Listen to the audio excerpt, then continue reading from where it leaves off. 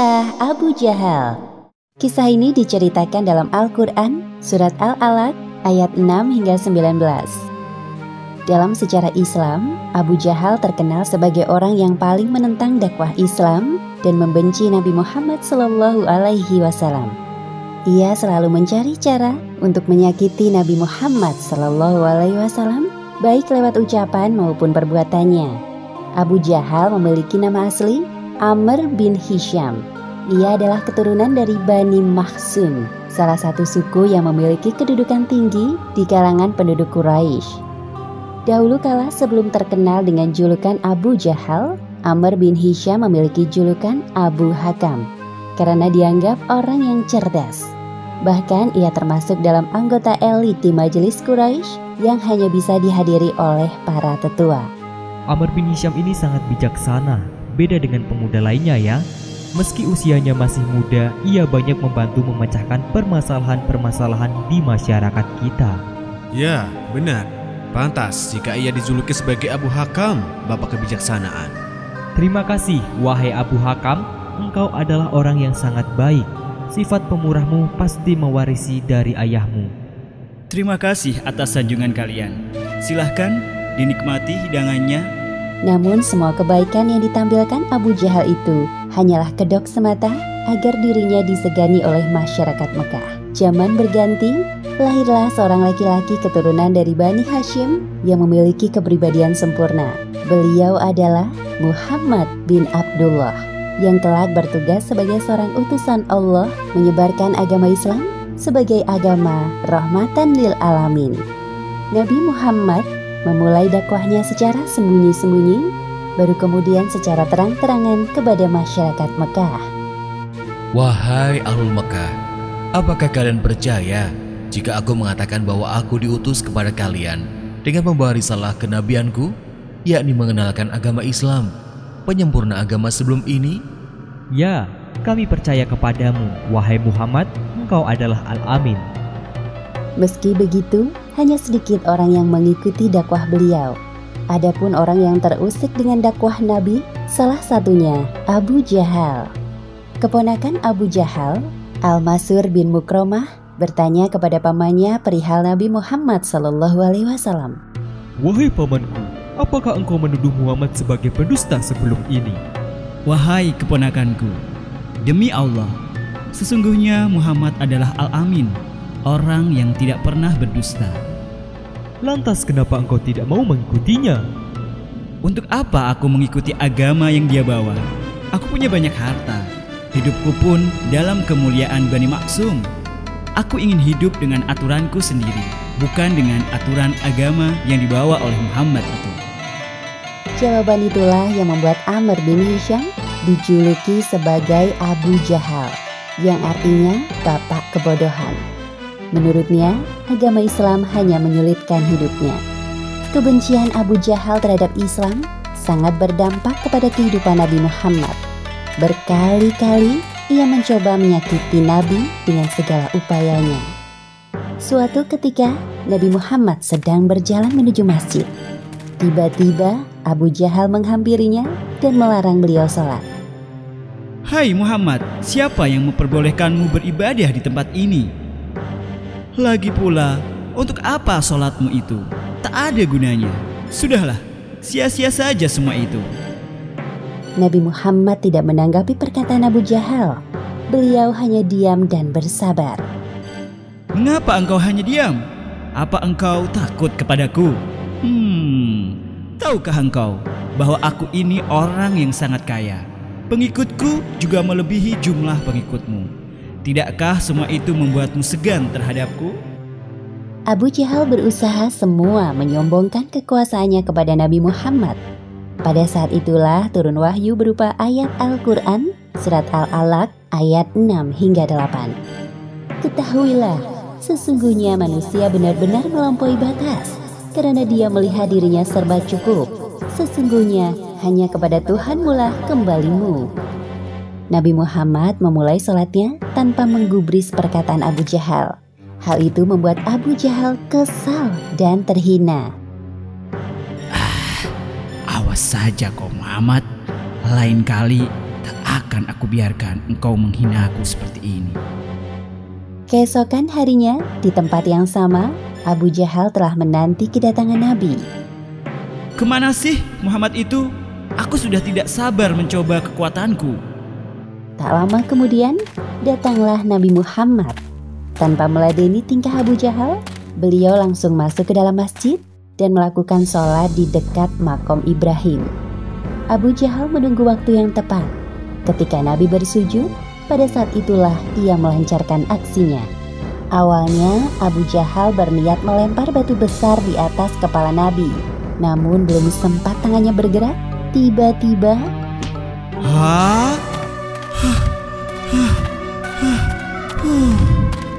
Hei Abu Hakam, mengapa kau tidak jadi melempar batu itu ke kepala Muhammad? Padahal tinggal sedikit lagi. Tadi aku melihat unta besar di hadapanku, berwarna putih. Unta itu membuka mulutnya yang besar. Aku kaget sekali. Hah? tidak berhenti sampai di situ. Kebencian Abu Jahal terhadap Nabi Muhammad semakin besar. Pernah suatu kali saat Nabi Muhammad bersujud dalam sholatnya, pasti kali ini tidak akan gagal lagi. Abu Jahal berjalan pelan mendekati Nabi. Ia berniat menginjak tengkuk Nabi yang sedang bersujud. Namun lagi-lagi gagal. Apa yang sedang terjadi, wahai Abu Hakam? Mengapa engkau lari terbirit-birit seperti itu? Tadi sewaktu aku hendak mencelakai Muhammad. Katakan dengan jelas, kami tidak mengerti ucapanmu. Jadi, tadi sewaktu aku hendak mencelakai Muhammad, aku melihat di hadapan kami ada parit api dan beberapa sayap. Hah? Sungguh? Apa benar sungguhan? Kejadian tersebut menjadi sebab turunnya ayat Al-Quran Surat Al-Alaq ayat 15 hingga 19.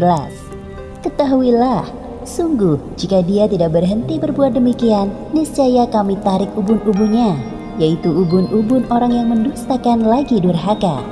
Maka biarlah dia memanggil golongannya untuk menolongnya. Kelak kami akan memanggil malaikat Zabaniyah. Sekali-kali janganlah kamu patuh kepadanya, dan sujudlah dan dekatkanlah dirimu kepada Tuhan. Meskipun berkali-kali Abu Jahal mencoba mencelakainya, Nabi Muhammad tidak serta-merta membenci. Beliau malah berdoa agar dua pemimpin kaum kafir saat itu, yaitu Umar bin Khattab dan Abu Jahal, terketuk hatinya untuk masuk Islam. Wahai saudaraku, aku punya ide bagus. Selagi Muhammad sedang sholat bersama pengikutnya, aku ingin memberinya hadiah istimewa. Hah? Bukankah engkau sangat membencinya? Mengapa sekarang malah memberi hadiah? Bodoh sekali kalian ini. Bukan itu maksudku sebenarnya. Jadi begini, bawakan aku kotoran dari ternak peliharaan kalian yang baunya sangat busuk. Aku punya ide bagus untuk Muhammad. Oh, aku tahu apa yang sedang engkau pikirkan. Kemudian salah satu teman Abu Jahal membawakan kotoran ternak yang dimaksud. Ini yang kau inginkan? Abu Jahal segera melemparkan kotoran itu di atas kepala Nabi Muhammad yang sedang bersujud dalam sholatnya. Lihat Muhammad itu. Pada saat itu, keadaan kaum muslimin sangat lemah. Tidak ada yang berani melawan Abu Jahal dan pengikutnya. Ada seorang sahabat yang memberitahukan kejadian itu kepada anggota keluarga Nabi di rumah. Seketika itu juga, putri Nabi Muhammad, yaitu Fatimah, bergegas menuju masjid. Setelah Fatimah membersihkan kotoran di atas kepala Nabi, barulah Nabi bangun dari sujud dan menyelesaikan sholatnya. Ya Allah, hanya kepada Engkau aku menyerahkan keadaan kaum Quraisy ini. Bau sekali di sini, seperti bau kotoran kambing. Apa mungkin ada kambing yang tersesat di sekitar sini? Aku juga heran, mengapa kalian ini tahan beribadah di tempat bau seperti ini? Hei Fatimah, suruh ayahmu mandi dulu sebelum beribadah di tempat suci ini. Aku puas sekali hari ini. Ejekan kaum musyrikin itu sangat menyakitkan telinga setiap orang yang mendengarnya. Syukurnya, Nabi Muhammad adalah orang yang sangat sabar. Beliau memilih untuk pulang daripada meladeni perkataan orang-orang musyrikin itu. Ayo kita pulang, Nak. Kisah ini diceritakan dalam Al-Quran, salah satunya dalam surat Al-Anfal ayat 30. Diceritakan sebelumnya bahwa Abu Jahal berusaha mati-matian untuk mempermalukan dan mencelakai Nabi Muhammad SAW. Tidak hanya itu, ia juga menyiksa para budak yang mengikuti dakwah Nabi dengan kejam. Sampai pada akhir hayatnya, Abu Jahal mati dalam keadaan kafir. Dakwah Nabi Muhammad SAW mendapatkan tentangan keras dari kaum kafir di Mekah. Mereka menyerang Nabi dan pengikutnya secara terang-terangan. Sebagai pemimpin kaum kafir, Abu Jahal adalah otak di balik semua penyerangan tersebut.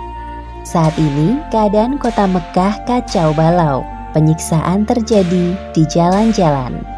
Tepatnya pada tahun ke-13 masa kenabian, Nabi Muhammad mengizinkan pengikutnya untuk hijrah ke Madinah. Rombongan kaum muslimin berangkat secara berangsur-angsur. Diharapkan dengan hijrah ke Madinah dapat mengurangi penderitaan kaum muslimin di Mekah. Kalian berangkatlah dulu.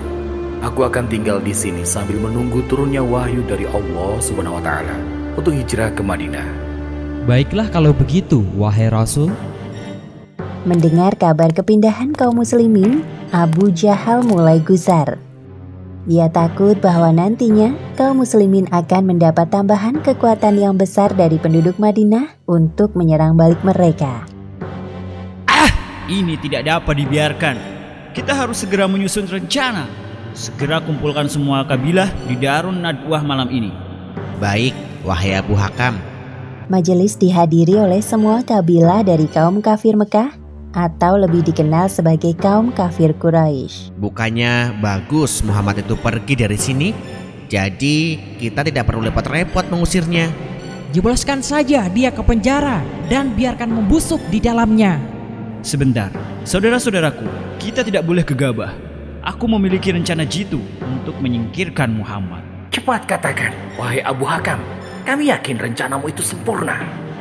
Kita kumpulkan para pemuda dari masing-masing kabilah untuk berjaga di sekitar rumahnya. Kita kepung rumah Muhammad saat tengah malam. Lalu kita bunuh dia. Aku yakin apabila kita bersatu, tidak ada satupun Bani Hashim yang berani melindunginya. Bagus juga rencanamu, wahai Abu Hakam. Ya, kami setuju dengan rencana itu. Haha, aku tidak sabar menantikannya. Rencana jahat kaum kafir Quraisy telah diketahui Nabi melalui perantara malaikat Jibril. Wahai Muhammad, malam ini jangan tidur di tempat tidurmu, karena sesungguhnya Allah Subhanahu wa taala memerintahkanmu untuk berhijrah ke Madinah. Nabi Muhammad menyuruh Ali bin Abi Thalib untuk berbaring di tempat tidur beliau. Inilah strategi yang dilakukan untuk mengecoh para pemuda kafir Quraisy. Wahai Ali, tidurlah engkau di tempat tidurku dan pakailah selimutku. Semoga engkau selalu dalam lindungan Allah. Baik, wahai Rasulullah.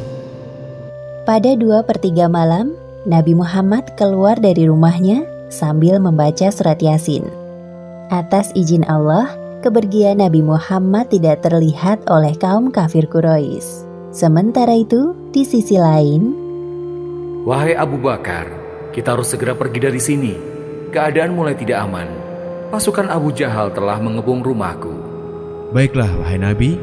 Sebentar, aku siapkan perbekalan untuk kita. Nabi Muhammad dan Abu Bakar meninggalkan Mekah melewati jalur yang tidak biasa dilalui. Kemudian mereka bersembunyi di Gua Sur selama 3 hari 3 malam.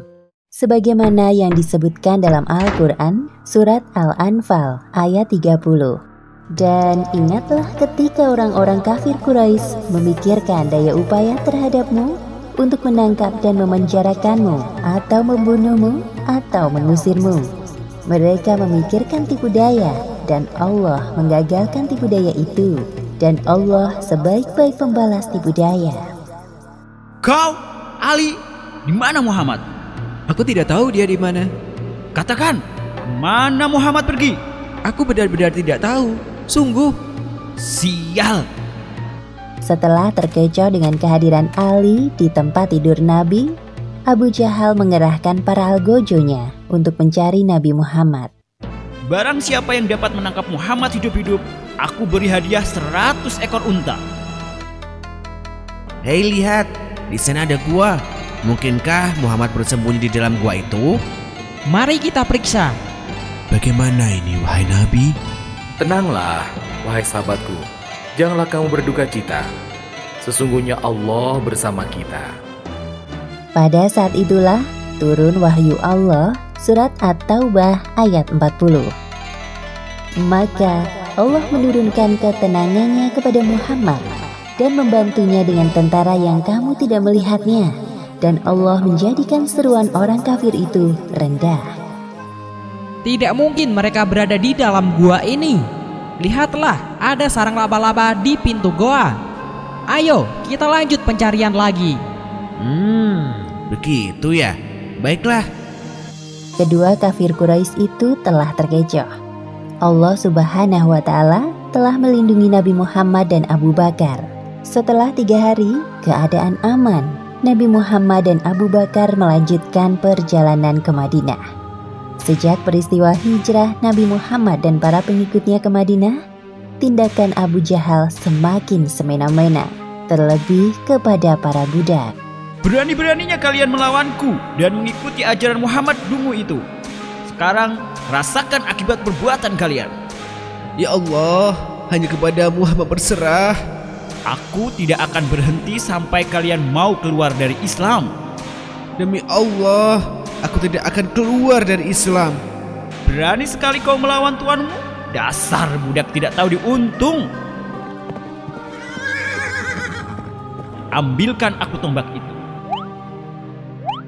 Karena engkau tidak mau murtad, kau juga akan aku hukum sama seperti suamimu. Tidak ada yang bisa menggoyahkan keimananku kepada Allah, termasuk engkau, Tuan. Banyak bicara kau ini. Pasangan suami istri, Yasir dan Sumaya, meninggal akibat siksaan berat yang dilakukan oleh tuan mereka sendiri. Abu Jahal benar-benar tidak memiliki hati nurani. Sekarang giliranmu, wahai bocah. Kalau kau tidak mau keluar dari Islam, nasibmu sama seperti kedua orang tuamu. Katakan jika kau mengakui Tuhan Lata Uzza. Dengan penuh keterpaksaan, Ammar melakukan perintah Abu Jahal. Ia terpaksa melakukannya karena nyawanya terancam. Bagus, lepaskan dia. Ya Allah, apa yang telah aku lakukan? Ampuni hamba-Mu ini, ya Allah. Harusnya tadi aku memilih mati seperti kedua orang tuaku. Ammar sangat menyesal atas apa yang telah diperbuatnya.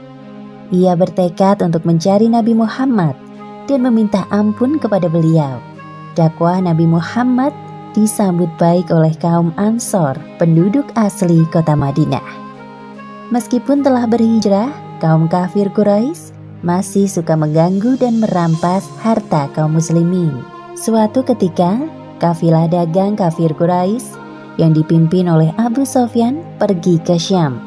Saat pulang melewati Madinah, muncul ketakutan mereka. Posisi kita sedang tidak aman. Pergilah engkau ke Mekah untuk minta bantuan sebelum harta perniagaan kita habis dirampas kaum muslimin di Madinah. Kesempatan ini tidak disia-siakan begitu saja oleh pihak muslimin. Demi membalaskan perlakuan kaum kafir Quraisy selama ini, kaum muslimin yang dipimpin oleh Nabi Muhammad SAW berperang melawan kaum kafir Quraisy di lembah Badar. Di tengah peperangan yang berkecamuk, ada 2 orang pemuda pemberani dari kaum Ansor yang mencari Abu Jahal.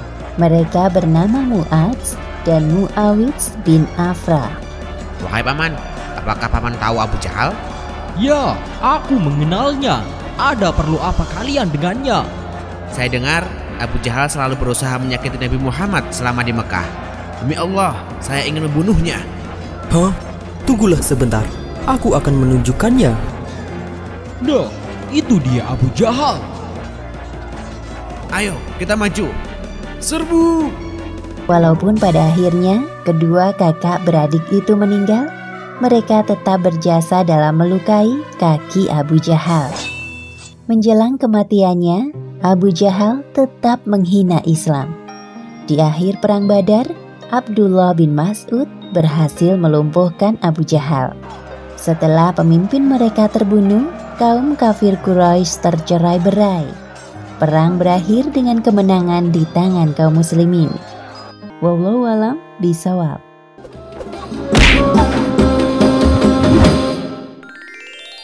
Kisah Abu Lahab. Kisah ini terdapat dalam Al-Quran, surat Al-Lahab ayat 1 hingga 5.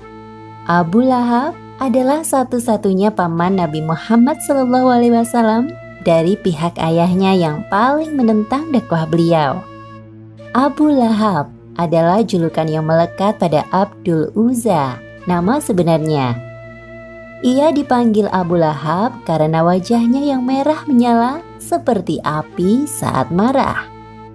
Sedangkan istrinya bernama Ummu Jamil.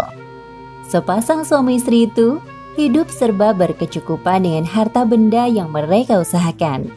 Pada tanggal 22 April 571 Masehi di Mekah, lahirlah bayi laki-laki tampan yang disambut gembira oleh semua keluarga Abdul Muthalib, termasuk pamannya Abu Lahab.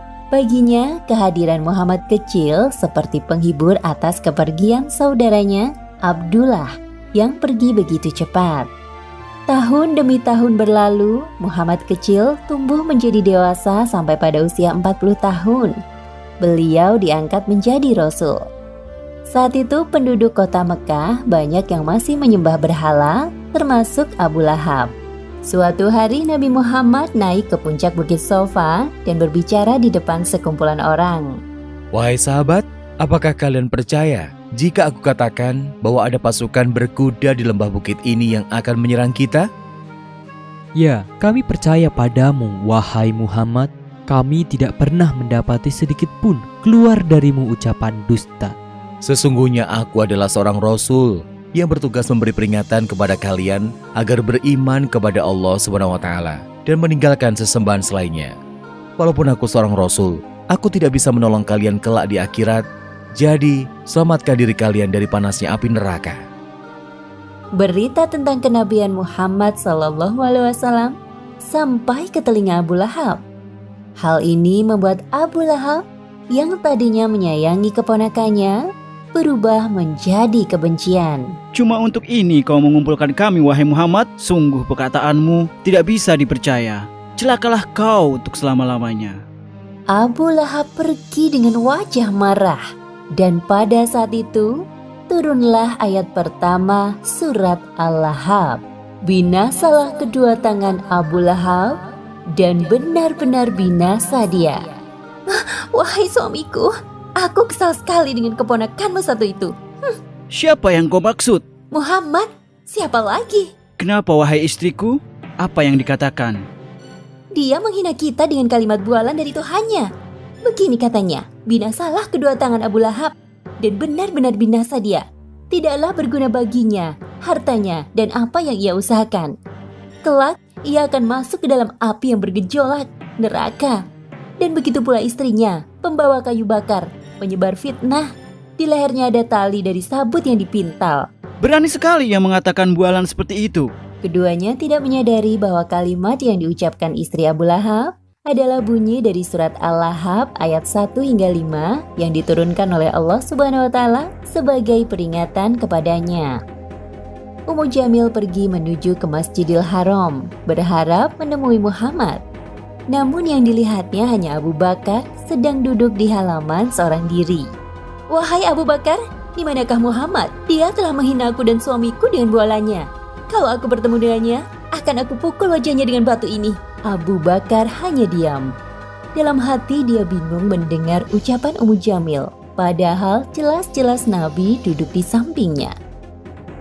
Karena kau hanya diam, aku anggap kau tidak tahu di mana Muhammad. Kemudian Ummu Jamil meninggalkan tempat itu dengan penuh amarah.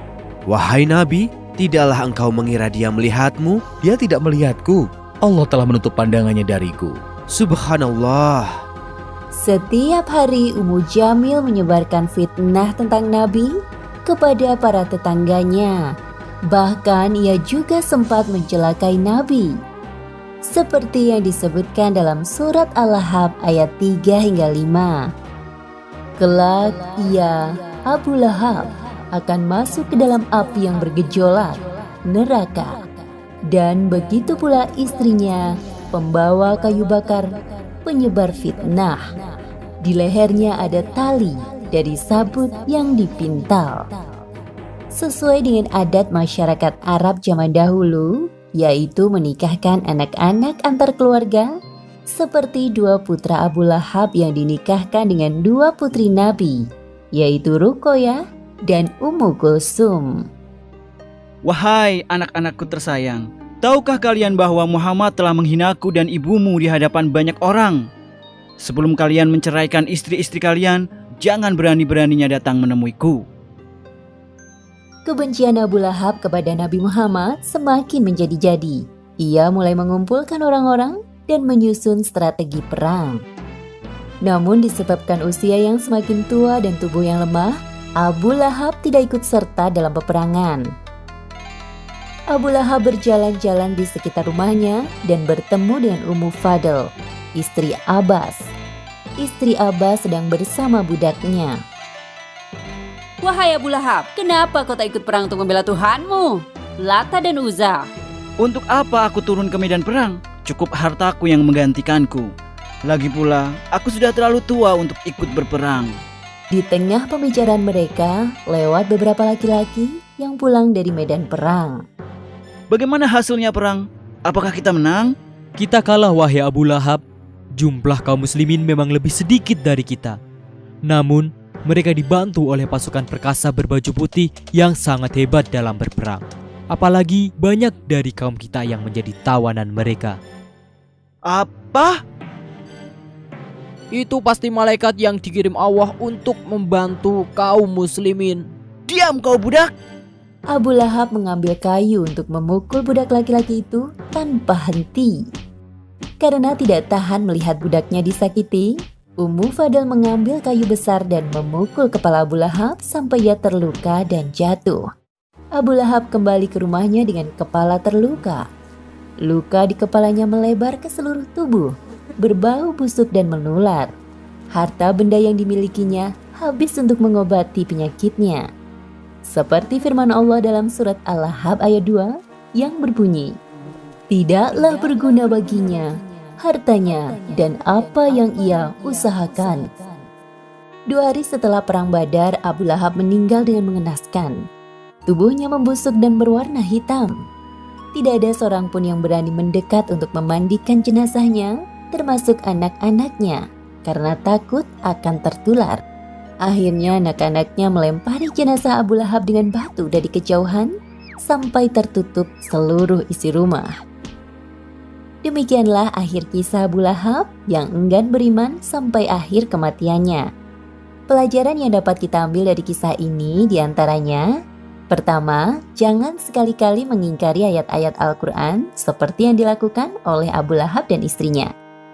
Kedua, jangan membanggakan harta benda yang kita miliki, karena semua itu tidak bisa melindungi dari azab Allah. Ketiga, ada balasan untuk setiap perbuatan yang kita lakukan di dunia tanpa memandang hubungan kekeluargaan, seperti Abu Lahab yang merupakan paman Nabi Shallallahu Alaihi Wasallam saat mengingkari perintah Allah tetap masuk ke dalam neraka. Wallahu a'lam bishawab.